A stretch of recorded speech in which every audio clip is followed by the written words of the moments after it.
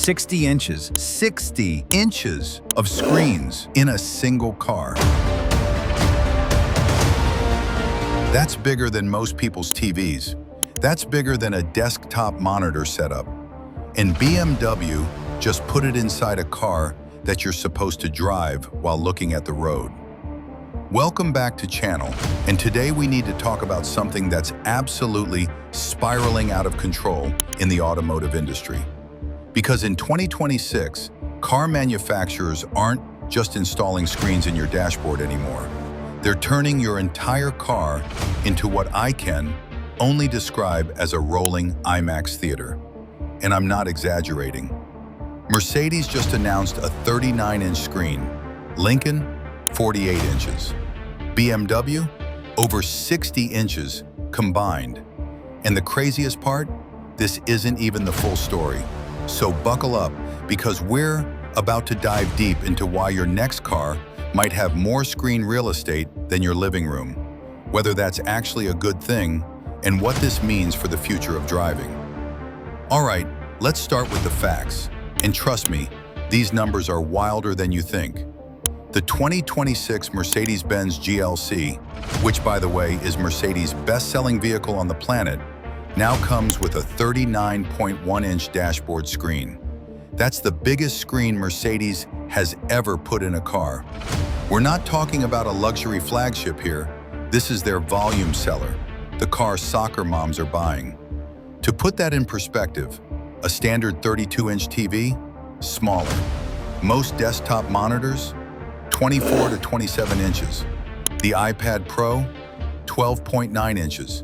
This Mercedes screen, nearly 40 inches.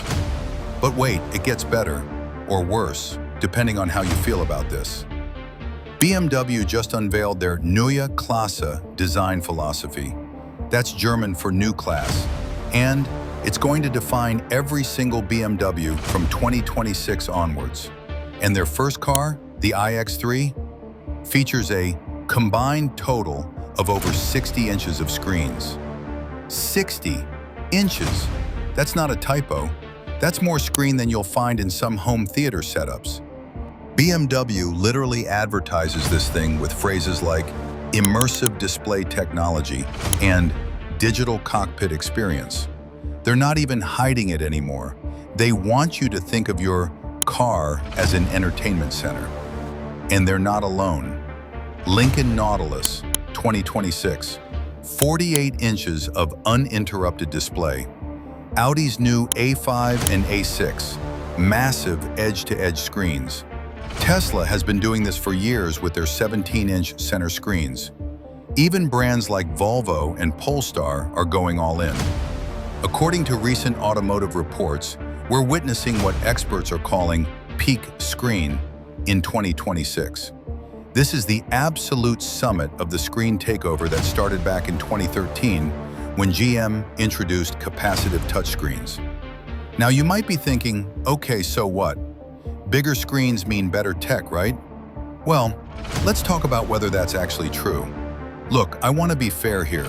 Car manufacturers aren't doing this just to annoy us. There are legitimate reasons why screens have gotten so big. So let's play devil's advocate for a minute. Modern cars are incredibly complex. You've got climate control systems with multi-zone temperature, navigation with real-time traffic, entertainment systems with streaming services, driver assistance settings, vehicle performance modes, phone connectivity, safety system configurations. Trying to control all of that with physical buttons would require a dashboard that looks like a cockpit from the space shuttle. A large, high-resolution screen can theoretically put all of that at your fingertips in a cleaner, more organized way. Here's something physical buttons can't do: change. With a screen-based interface, manufacturers can push over-the-air updates to improve the UI, add new features without hardware changes, let you customize the layout to your preferences, adapt the interface based on driving mode. Your 2026 car with a massive screen could potentially have more features in 2028 than it did when you bought it. That's genuinely impressive from a technology standpoint. Ironically, one argument for big screens is safety. Modern cars have 360-degree camera systems, blind spot monitoring, cross-traffic alerts, parking assistance, lane departure warnings, collision detection. All of that visual information needs to go somewhere. A larger screen means you can see multiple camera angles simultaneously, check your blind spots, and monitor safety systems all at once. Let's be honest about something. Tesla changed the game. When the Model S launched with that giant 17-inch touchscreen in 2012, people thought it was insane. Now, it's normal. It became a status symbol. Car buyers, especially younger ones, started expecting that tech-forward look. A car with a small screen started feeling outdated before it even left the lot. So traditional manufacturers are playing catch-up, and they're doing it by going bigger. Here's one most people don't think about. It's actually cheaper for manufacturers. Physical buttons require individual parts for each button, complex wiring harnesses, more assembly labor, separate climate control hardware, individual testing for each component. A screen? It's one part, one supplier, one assembly step. As screen technology gets cheaper, this becomes a massive cost savings, even if the screen itself seems expensive. So on paper, this all sounds pretty good, right? Cleaner design, more features, better customization, lower costs. What could possibly go wrong? Well, a lot, actually. All right, now let's talk about why car enthusiasts, safety experts, and even regular drivers are furious about this trend. Here's the elephant in the room. You're driving. This isn't your living room. This isn't your office. You are piloting a 4,000-pound metal box at highway speeds. And the primary thing you should be looking at is the road. A 39-inch screen is designed to grab your attention. That's literally what screens do. They're bright, they're colorful, they move, they have animations. Your brain is hardwired to notice them. The National Highway Traffic Safety Administration has data showing that taking your eyes off the road for just 5 seconds at 55 miles per hour means you've traveled the length of a football field blind. And now we're putting 60 inches of distraction right in your field of view? Sure, manufacturers say the screens display relevant driving information, but we all know what's really happening. These systems have streaming services, social media integration, video game capabilities, web browsers, YouTube, and Netflix apps. Mercedes literally markets their system as an entertainment hub. BMW talks about immersive experiences. They're not even pretending these are purely functional anymore. Remember when you could adjust your AC without looking? Just reach down, feel for the dial, twist it. Done. 2 seconds. Eyes never left the road. Now, you need to 1. Look at the screen. 2. Find the right menu. 3. Wait for it to respond. 4. Navigate through submenus. 5. Finally, adjust the temperature. 6. Hope the touchscreen actually registered your input. That's 10 to 15 seconds of your eyes not on the road for something that used to take 2 seconds. And it's not just climate control, it's everything. Adjusting your mirrors? Screen. Changing drive modes? Screen. Adjusting steering wheel settings? Screen. Turning on your seat heaters? Screen. Opening the glove box? Screen. In some Teslas. Even the European New Car Assessment Program, Euro NCAP, the organization that does crash safety ratings, they're now penalizing cars that remove physical controls because they recognize this is a safety problem. Let's think long-term for a second.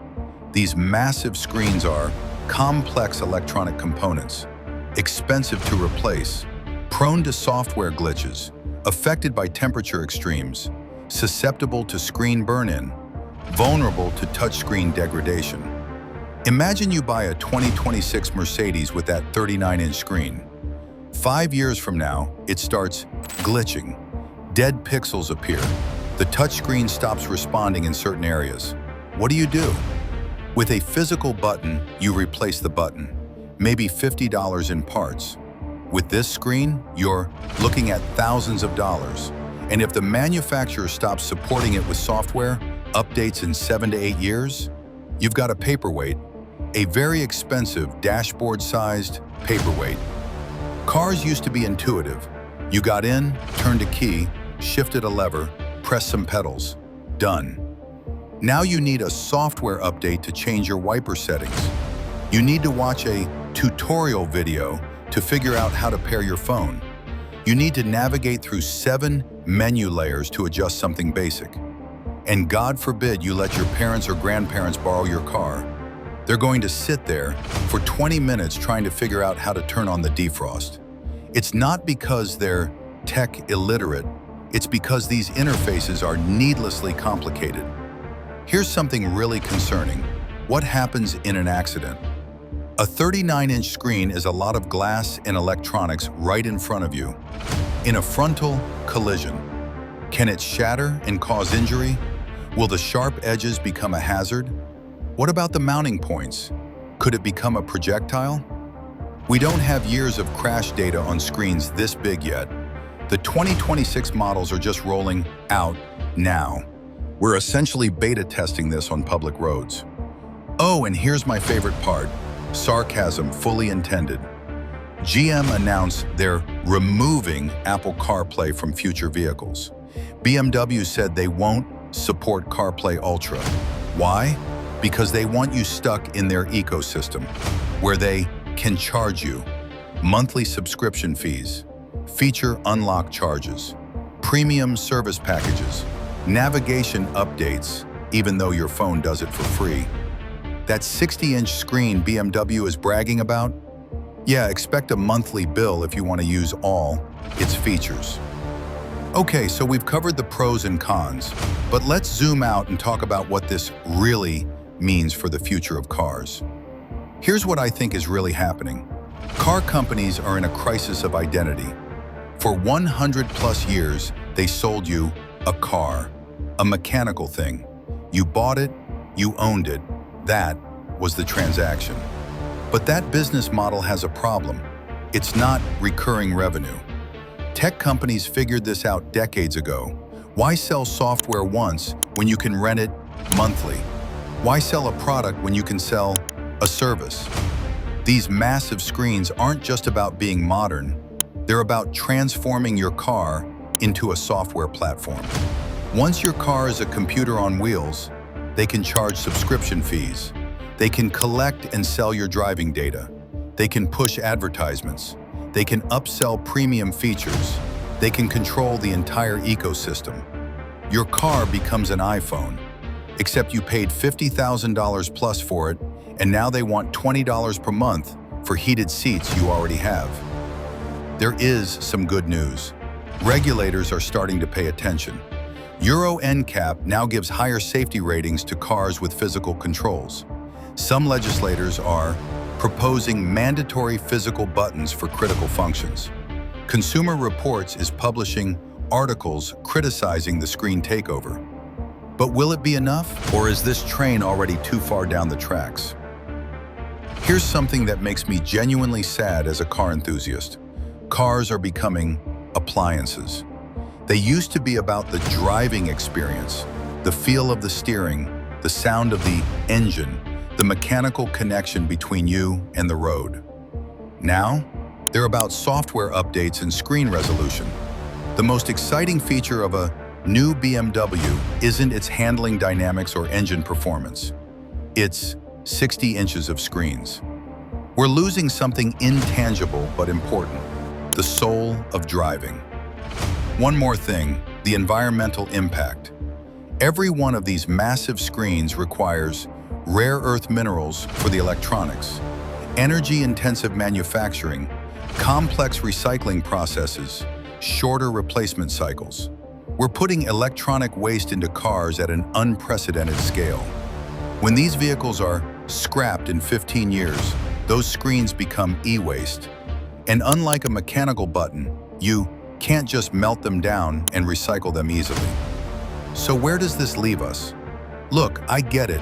Technology marches forward, and there are genuine benefits to some screen integration. GPS navigation is great. Backup cameras save lives. Having smartphone connectivity is genuinely useful. But we've crossed a line somewhere. We've gone from screens as a tool to screens as the entire interface. And I don't think most people actually wanted this. When was the last time you heard someone say, "Man, I really wish my car had more touchscreens"? Nobody says that. You know what people do say? "I wish I could just turn a knob to change the temperature." "I miss when I could feel the buttons without looking." "Why does it take 4 menus to change my radio station?" If you're in the market for a new car, vote with your wallet. Look for models that still have physical controls. Read reviews that specifically mention interface usability. Test drive extensively and interact with the infotainment system. Consider slightly older models or brands that haven't fully embraced this trend. Mazda, for example, has been pretty conservative with screens. They still use a lot of physical controls. So does Toyota in many of their models. Those options exist if you look for them. Manufacturers will listen if sales reflect consumer preferences. The problem is most people don't realize how much they'll hate it until they've already bought the car.